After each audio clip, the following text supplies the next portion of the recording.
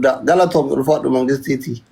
Kunoo foolollee si deebisee akka ammaachisee argu ishee hedduu si jaaladha. Nu jiraadhu. maal akka jaalala kamiin na jaalatte? Jaalala obbolummaa. Jaarsa qabdaa? No. Maal go'aaree ka obbolummaa egaa jaarsa hin qabaanne biyya galoo dasamooni. Hootu rakkoo qabu akka obboleessatti akka siif taqabbala. Eessa jirta? Dirree jirtaa? Yaa. Dirree si malee garaan koo na jedhe koosin tuttuuta darara yaa karamella nanana sini naasawaa situ naadawaa yaa bareedduu dirree dawaa jedhaa tirii walii yaana ishii Rakkoon qabu wallaahi hootu inshaallah. bareedduudhaati. Humaan jawaati. Wallaahi Infok bareedullee baadhu. jechuun sultaanii akka biyyatti fa'aa daawwaltee kondominiyeemii namaa kennisiisuu hin qaba. Achi hin qaqqabne. Achi hin qaqqabne. Garuu itti dhiyaadheera. Waggaa dhufutti achi qaqqabnaan porofaayilii si kaadha. Because yoo sillee gammaduu baadhe akka kondominiyeema tokko lama naaf uurtu. Yaa hawla walaa quwwata illaa. Amma doktor nan godhatanii porofaayilii. No amma barri baradhumaa keessa jira bakka faayidaa malee namni dhaabbatuu dhiiseera. Kanallee hin beektu ati? Okay, faayidaa taanaan egaa waa isinitti madda. Eshi. Aarsaa meeqa isinii kaffaleera? Xiqqaatu yeroo 3 yeroo 4 jechuudha. Viidiyoon aan maqaa keessaniin poosat hundi 100,000 oli malee sanaa gadi naa ilaalamee hin beeku. Eshi. Isinii galee Eshi. jaalalumaaf kabajaa nuti isiniif qabnudha. Soddaan jedhin jettanii nutti hin boo'ina. Suusuuni geemii qabdi. Juunii 28 ji'a 6ffaa 2025. Amma ji'a meeqaffaa keessa jira? Ji'a 5ffaa. Guyyaa meeqa tafe jechuun? Baatii takkaaf guyyaa 10 akkas. Ila dhageettan. Soddaatiin tiyya kabajamtuuf jaalatamtu intalli sanyii mootii. Tagaafa geemii kiyya harkaa fi miilan taaptaap godhaa turte waan qabdu keessa tartee bakka jirtu uf wallaaltee osoo an jiru soddaan kenna mo'atamuu qabu jettee miilan rabbi na haa nyaatu osoo miilan sirkii taaptaap godhu sirkii jalaa dhooye. Gootitti Sababa sanaa maqaa keessan naa gootittiin intalli gibeen gamaa baatii jaaffaa keessa geemii qabdi waan ta'eef hundumti keessanuu fooloo godhadhaanii akka jirtaniin dhaqaa bira dhaabbadhaa guyyaa sana anillee hin dhufa waan ta'eef ishii faamilii. Toleen nan salphisinaan soddaatiin osoo an jiru mooyamuun by the way ani mooyamuudha seenaa gurraachaa kan nutti hin galmeessine maal barbaaddaree kanatti si hime itti barbaadda. Sababbiin ani miilaan taaptaabii isiniif godheef jecha namni aayifoonii ta'uu baatullee reedmii na badhaas maal jettu. Rabbi kaampaanii aayifoonii sitti amana lubbu baga gammadu. Ati seenaa galmeessite wallaahi guyyaa sana.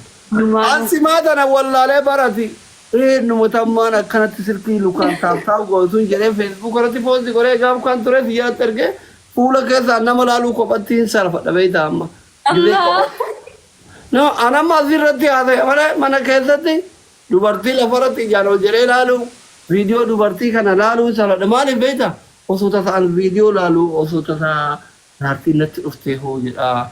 Osoo sanatti dhufee hoo akkamitti bakka namni waan biraatti nama fudhatu dabara kana beektaa gileeti viidiyoo dubartii kana laalu waan sansaniif ima amani homaa rakkoo hin qabu amani gilee ansitti qiccuate fudhu ishii soddaatidha waan ta'eef.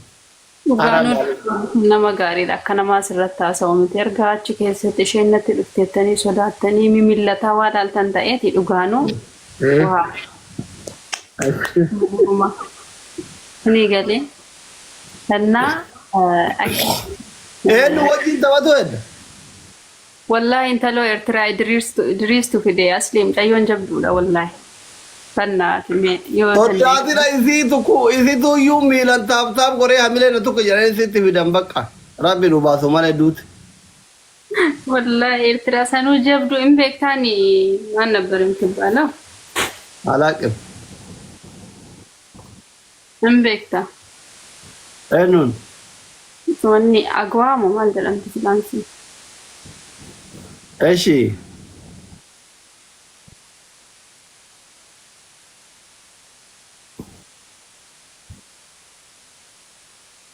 beeku awwaala kana. Dubartii mataa qullaa kana laalu bara kennayyuun beeku dhiira harumaati miti. Sheekii ta'eera bara toobadhe. Numatti baate. Dubartii rifeensa qullaa yoo argachumaan lafa laala. Wallahi hin beektu kan. Hin beeku ani laalu dhiifama. Dhiifama dubartii rifeensa qullaa laalu shari'aadha. Dhiifama natti dogon. Garuu waan soddaatii taatee amma guyyaa geemii keetii uffattee dhufuu qabdi. Eenyu? Isiillee. Maal uffatte? Uffata aadaa minaamin gootee xiqqoo waa matara kaatu qabdi akkamitti ilaalaa taaptaaf goonoo dunuunfannee taaptaaf goonee malee. Okay. Ittiin nakaan beeksisna sanallee. Ati jechuun akkas illee osoo hin taane uffata aadaa agar ishii wakkila isheen ejjeni ufiinuu uffattee dhufti. Okay. Raaswaan baal num labsaa mitmatoo? Akkas agar ishiin baal labsa isheen ejjettaane jechuun uffanni aadaa kamataan qullaan jiru waan ta'eef akkasitti foormu jettiin qabalee soddaa kiyyaa shari'aadha minaamin yoo jettiin sin amantu. Maa isin ikkoo doktor gara kan koo laaltanii gara sana laaluun dhorkaadhaanuma laaltanii taaptaaf gootanii ko. Dhugaa jette sibira dhufa yoo feete qullaa haa dhuftu maan nagarchi. Dhugaa. Bakka nagaan oolaa kaa soddaate rabbi guyyaa san wal nu agarsiisa. Aamin yaani waan baay'ee isiniin kadhadhu akka innaa viidiyoo dalageennaatti dhiyaate immoo akkanaaf hojjetanuu kabajaan isin gaafadha. Riipoosti goonaa gizee laayibirra akkana jirru faa galtiifaa isin galchinaa hin yaadachiifna kanuma malee poosticha hin goonu maaliif poostii amma yoo sii godhe kabirallee qaba waliin ga'uu waan hin dandeenyeef. Bakka gaafa sana ammoo isiin suusuudha maal gochuudha isiin miilaan taaptaaf naa goote gara galaa isin jettaanii beektanii seenaa dalagdu jechuudhaan korratti. Amma waan kana laal sobni haraama sin sobu hin godhu kana malee. Warra tiktookara ofitti kaasuun barbaadu lubbu. Ani si sobuun illee hin barbaadu. Booda immoo akkanatti aartullee hin barbaadu. Guyyuurraa gizee si arguu fi gizee si arginillee gizee afaan dura si yaadachiisa. Akka ati laayivii seente gastii keettira sii dhufa. Waan hundaan wajji jirra. Isa viidiyoo kana poostiin godhu maaliif kan biraattu natti aaraatanii nama qooda jedhe. Ishii lubbu. Bakka tana qofa na danda'i bakka biraa waliin jirra. Nama wajji nyaatee wajji dhugee faan fakkaatu gizee boottu kan ni wuci. Rakkoo kiyya yoo naan hubanne ani boottee maal gootaa natti boota soddaatii boochise mucaan garaa jabaataa danaa jedhiifi. Sabtii hunda Oromoo geemii beellamatti. Faaxuma yoo poosti gore Maammadoo hoo. Maammadoo yoo poosti gore Adaanechi hoo. Adaanechi yoo poosti gore Abbabechi hoo. Geemiin keessan qaxaroon dhumu.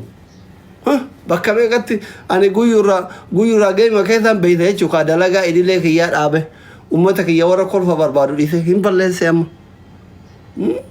Nama geemii qabu kamuudha duraan beeksisaa fi ture. Beeksisaa fi ture. Duraan gizee geemii Oromoon qabdu hunda nama beekuuf hin beekne illee gaaf duraanii tokko waggaa lama dura hundaayyuu leenca tokko kennaa ture. Dhufanii gizee an geemii tasa xabbasheetii hin hafene arrabsu eegalan. Ufanii geemii gizee an taphadhu haraama jechuu eegalan.